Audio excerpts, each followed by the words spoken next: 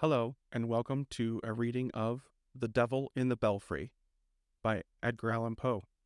Narration by Calvin Lowe. The Devil in the Belfry. Everybody knows, in a general way, that the finest place in the world is, or, alas, was, the Dutch borough of Vonder Votiamitis. Yet, as it lies some distance from any of the main roads, being in a somewhat out-of-the-way situation, there are perhaps very few of my readers who have ever paid it a visit. For the benefit of those who have not, therefore, it will be only proper that I should enter into some other account of it. And this is indeed the most necessary, as with the hope of enlisting public sympathy on behalf of the inhabitants, I decide here to give a history of the calamitous events which have so lately occurred within its limits.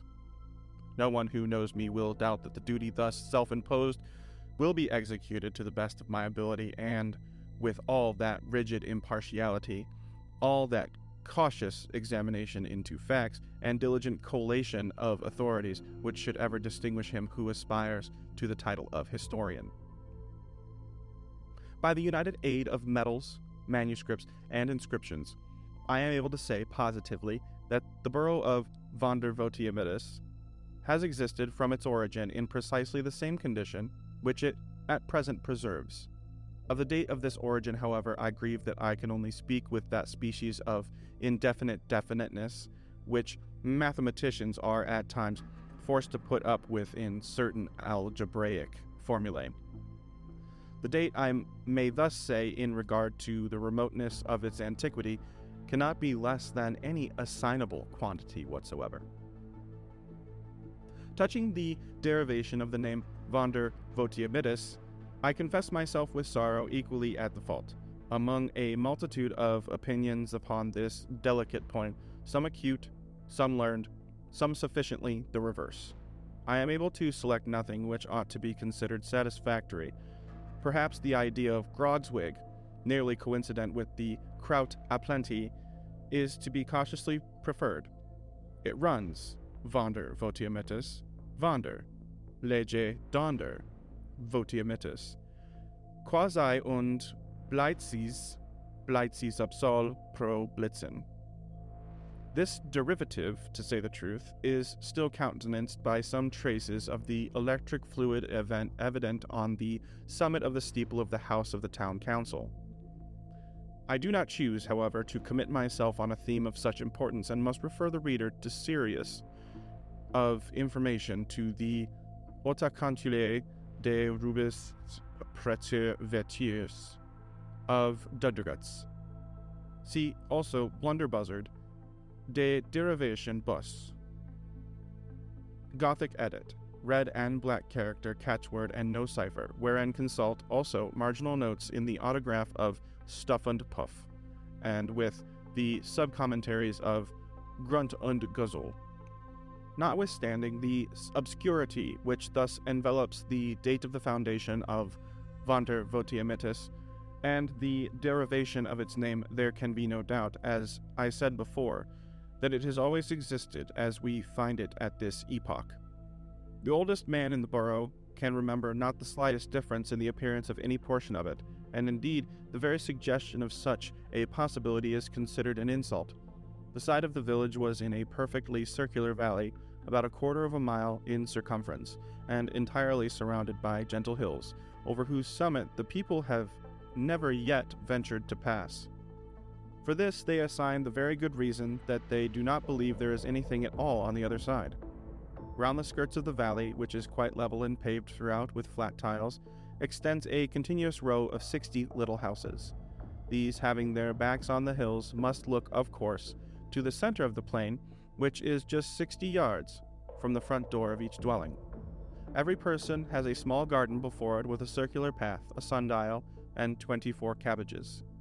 The buildings themselves are so precisely alike that one can in no manner be distinguished from the other.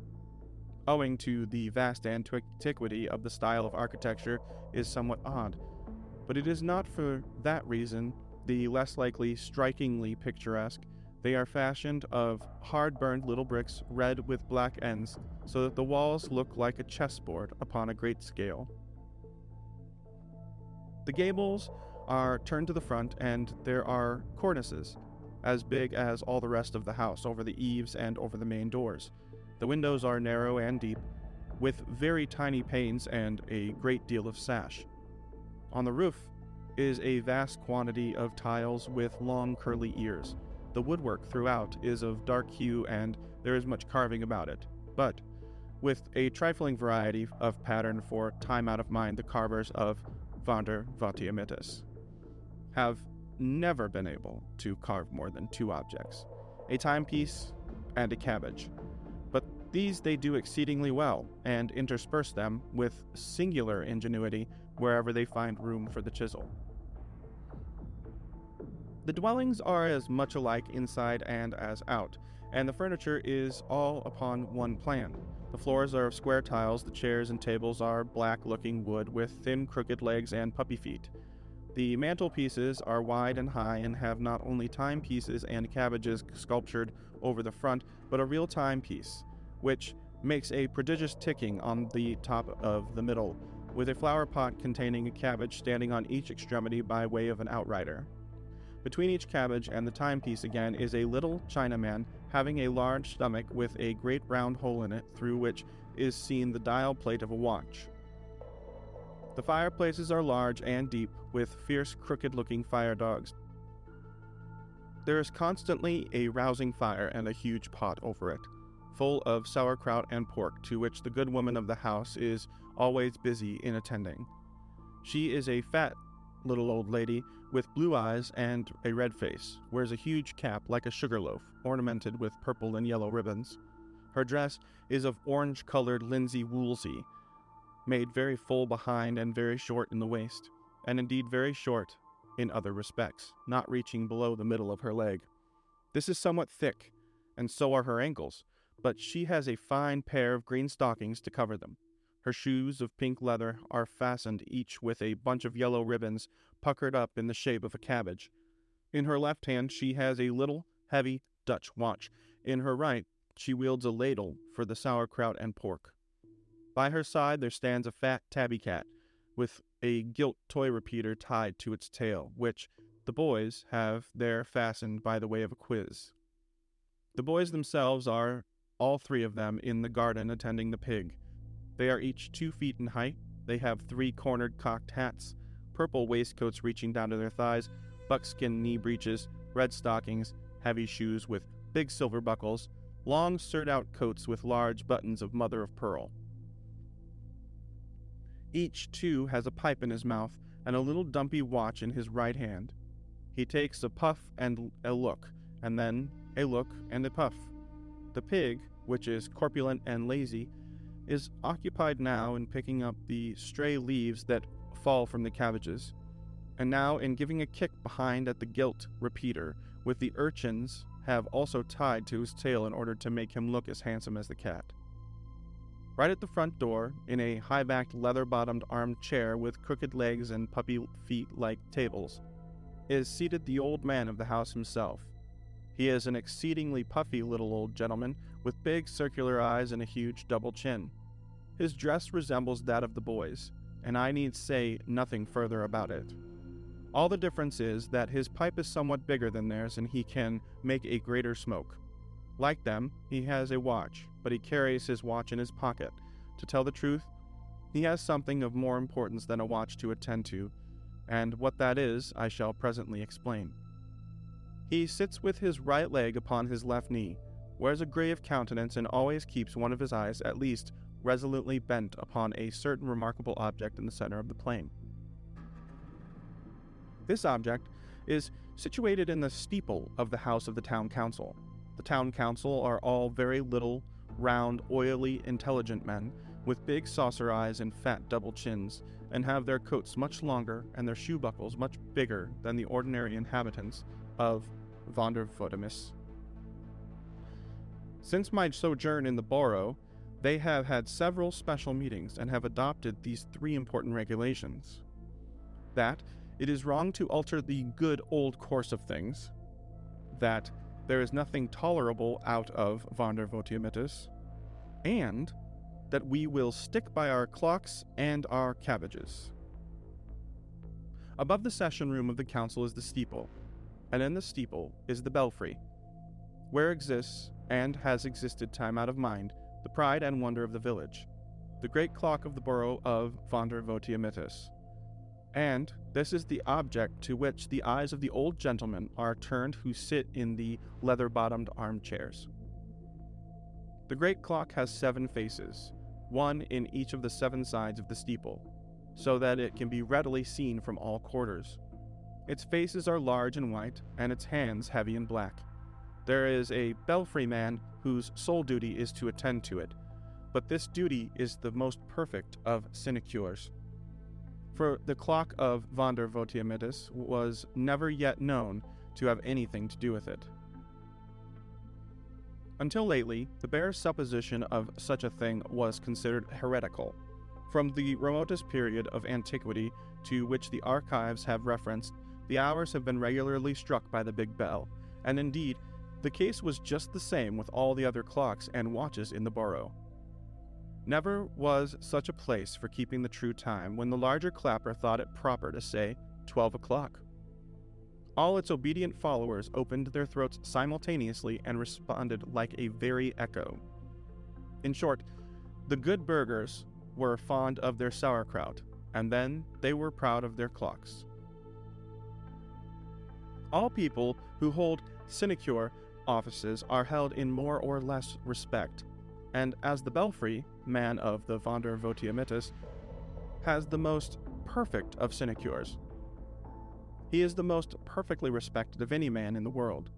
He is the chief dignitary of the borough, and the very pigs look upon to him with a sentiment of reverence. His coat tail is very far longer, his pipe, his shoe buckles, his eyes, and his stomach very far bigger than those of any other gentleman in the village, and as to his chin, it is not only double, but triple. I have this painted the happy estate of Vander Votiamitis. Alas, that so fair a picture should ever experience a reverse. There has been a saying among the wisest inhabitants that no good can come from over the hills, and it really seemed that the worlds had in them something of the spirit of prophecy. It was 5 minutes past noon on the day before yesterday when there appeared a very odd-looking object on the summit of the ridge of the east. Such an occurrence, of course, attracted universal attention, and every little old gentleman who sat in a leather-bottomed armchair turned one of his eyes with a stare of dismay upon the phenomenon, still keeping the other upon the clock in the steeple. By the time that it was only 3 minutes to noon, the droll object in question was perceived to be a very diminutive, foreign-looking young man. He descended the hills at a great rate so that everybody had a good look at him. He was really the most finicky little personage that had ever been seen in Vander Votiamitis. His countenance was of a dark snuff color, and he had long, hooked nose, pea eyes, a wide mouth, and an excellent set of teeth, which later he seemed anxious of displaying as he was grinning from ear to ear. What the mustachios and whiskers, there was none of the rest of his face to be seen. His head was uncovered, and his hair neatly done up in papillotes. His dress was a tight-fitting, swallow-tailed black coat. From one of those pockets dangled a vast length of white handkerchief, black kerseymere knee breeches, black stockings, and stumpy-looking pumps, with huge bunches of black satin ribbon for bows. Under one arm he carried a huge chope de bras, and under the other a fiddle nearly 5 times as big as himself. In his left hand was a gold snuff box from which he capered down the hill, cutting all manner of fantastic steps. He took snuff incessantly with an air of a great possibility of satisfaction. God bless me, here was a sight for the honest burghers of Vander Votiamitis. To speak plainly, the fellow had, in spite of his grinning, an audacious and sinister kind of face, and as he curveted right into the village, the old stumpy appearance of his pumps excited no little suspicion, and many a burgher who beheld him that day would have given a trifle for a peep beneath the white cambric handkerchief which hung so obtrusively from the pocket of his swallow-tailed coat. But that mainly occasioned a righteous indignation was that the scoundrelly popinjay, while he cut a fandango here and a whirligig here, did not seem to have the remotest idea in the world of such a thing as keeping time in his steps.